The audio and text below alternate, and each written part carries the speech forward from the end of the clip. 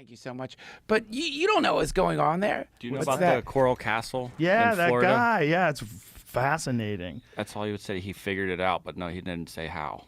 Yeah, this guy by himself. Have you ever seen this? Yeah, I've seen it. It's amazing. This guy by himself moved all these giant stones and made this beautiful, like it's like a just giant art piece, right? All of coral that he cut. He built all that shit, man.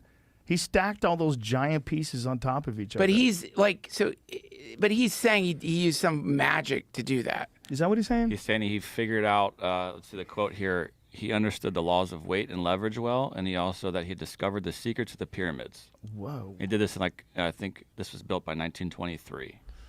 Wow. Maybe someone should have talked to homie. Yeah. Yeah, we're all That would be a guy. I'd great. be like, hey, man, what do you know? He figured out to did you levitate do stones. that? Okay, let's have tourists come by.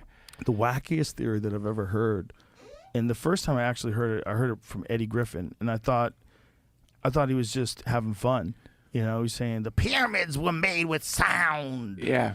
And then someone was describing one of the ways, like a theoretical way, to move massive amounts of weight, and it would be with sound waves. But you would have to have some unknown technology to, like, if you were going to move, you know, those ones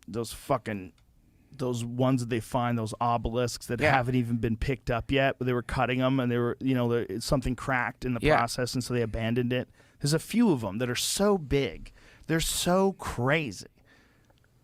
It just, you can't even imagine someone being able to move it today with modern equipment. It's like, what the fuck was going on? Right. Imagine if they had some sort of super sophisticated way of manipulating the environment around an object. Sure. And you can move objects around. Like, dude, what would that be? I sent you that. Did you see that weird fucking gear that they say it's for incense, but it's not. It's like some kind of rotor. It's called a Jamie, I'm sorry to ask, but if you look at, it's like a ancient Egypt propeller or something. It looks like a propeller, but it's one of the theories is it was used as some engine or something. I mean, you see these fragments of things all over the place, and weirdly in Egypt, they don't. You have to tell that me thing. This thing. Yeah. What is that? Yeah. Look at that. They say it was for incense, but to me that looks like something from an engine or like something inside a lawnmower or something. You know, it could have been for incense. I mean, I don't know. People have actually like 3D printed it and used it like a propeller. Really? Yeah.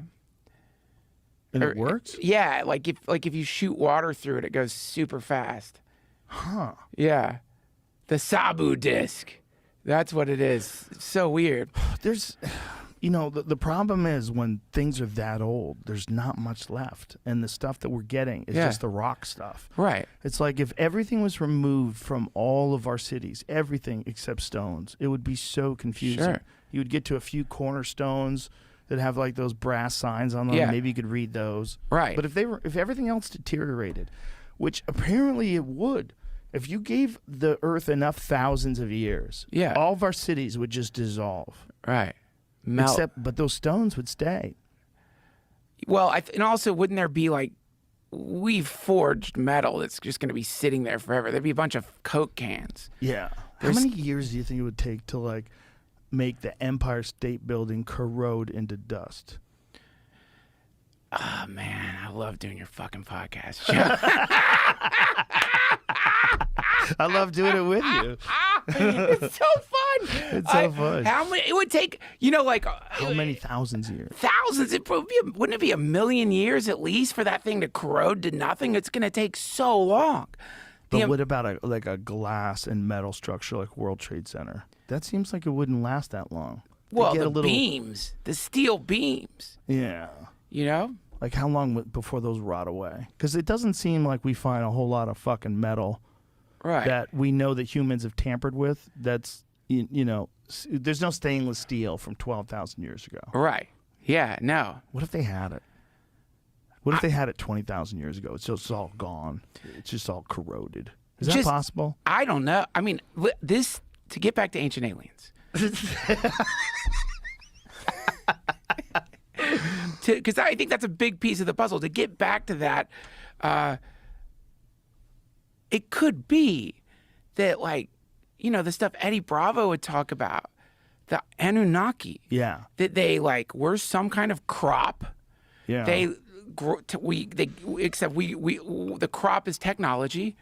It grows out of the planet, gets to some certain amount, and then it's time for the harvest.